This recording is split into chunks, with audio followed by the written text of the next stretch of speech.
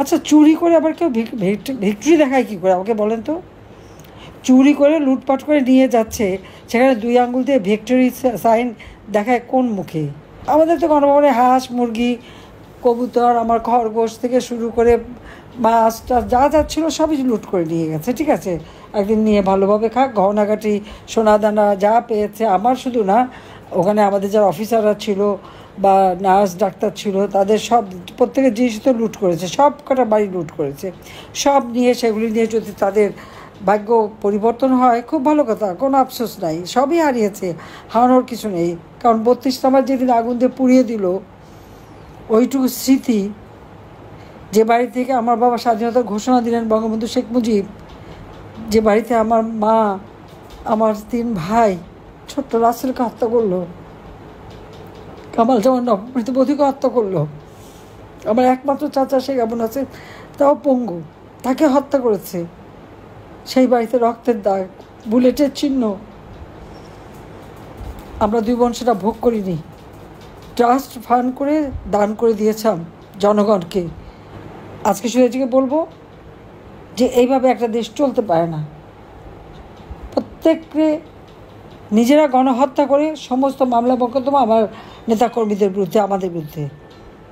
এখন সেনা অফিসারদেরও ছাড়েনি। সেনা আইন আছে, সেনা আইনে তাদের বিচার হোক। যদি তারা অপরাধ করে থাকে, তারা কিসের অপরাধ করেছে?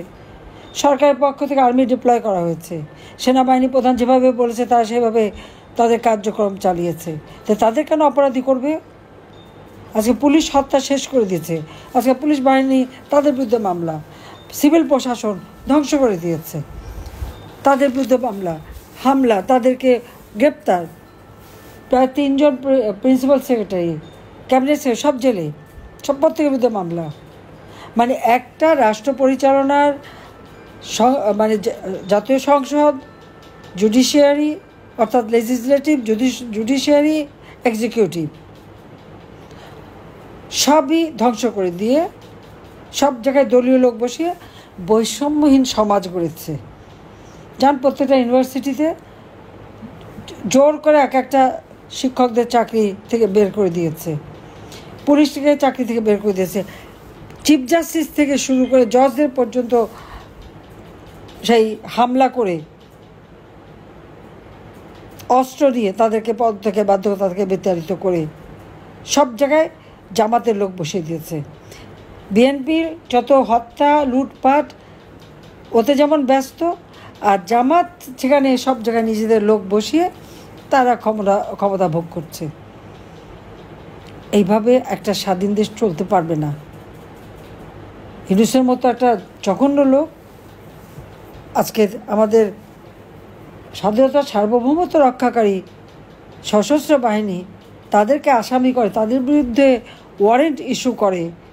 এই দুঃসাহসটা পায় কোত্থেকে? এটা তো সেনাবাহিনী প্রধানের দায়িত্ব তার সমস্ত অফিসারদের সম্মান রক্ষা করা, সেখানেও পারে না এই সমস্ত সম্মান রক্ষা করতে। আমি তো বহু আগে তাকে সতর্ক করেছিলাম যে কোর্টে আমার স্বাধীনতা বিরোধীদের আমি বিচার করেছি, সেই কোর্টে আমার স্বাধীনতার সার্বভৌমত্ব রক্ষাকারীদের বিচার হতে পারে না। আর এই আইসিটি যেভাবে আজকে সংশোধন করে যে জায়গায় নিয়ে এসছে, এটা সম্পূর্ণ অবৈধ, বেআইনি, এবং এটা একদিন প্রমাণ হবে, এবং এদেরও বিচার হবে। আজকে যে অফিসারদের বিরুদ্ধে ওয়ারেন্ট ইস্যু করে, আর এরা বলে আইনের শাসন। কার আইনের শাসন? যারা অবৈধভাবে ক্ষমতা দখল করে তাদের আবার আইনের শাসন কিসের? কারণ তারা নিজেরাই তো অবৈধ। সেটা সেনাপ্রধান জানে না, বা বড় অফিসাররা যারা ওখানে উপরে আছে তারা জানে না, ইউনূসের চেনে নাই। ইউনূসের কাজই হচ্ছে যে যার কাছ থেকে সে সুবিধা ভোগ করবে তাকে আগে খাবে। তার মতো স্বার্থপর, লোভী, হিংসুটে লোক আর পৃথিবীতে একটাও নাই। এটা হলো বাস্তবতা। কাজে এর হাত থেকে দেশকে রক্ষা করতে হবে। আমি আপনাদের সবাইকে এটাই বলবো যে আপনারা সমস্ত ভেদাভেদ বলে এক হন। কারণ একমাত্র আওয়ামী লীগ আছে, যে আওয়ামী লীগ বাংলাদেশের মানুষের ভাগ্য পরিবর্তন করতে পারে। আওয়ামী লীগ ক্ষমতা থাকলে দেশের কৃষক, শ্রমিক, কামার, কুমার, জেলে, তাঁতি থেকে শুরু করে ছাত্র, শিক্ষক, এমনকি পেশাজীবী, এমনকি প্রশাসন, সশস্ত্র বাহিনী, বর্ডার গার্ড, আনসার দিবে, প্রত্যেকে তার কর্মস্থলে সুন্দর একটা পরিবেশ পায় এবং প্রতিটি মানুষ তার জীবনটাকে অর্থবহ করতে পারে। 15 বছরে 7 মাস ক্ষমতায় ছিলাম, বাংলাদেশকে উন্নয়নশীল দেশের মর্যাদায় উন্নীত করেছিলাম। শান্তিরক্ষা মিশনে বাংলাদেশ 1 নাম্বার, গার্মেন্টস এক্সপোর্টে বাংলাদেশ 2য় স্থান অধিকার করেছিল।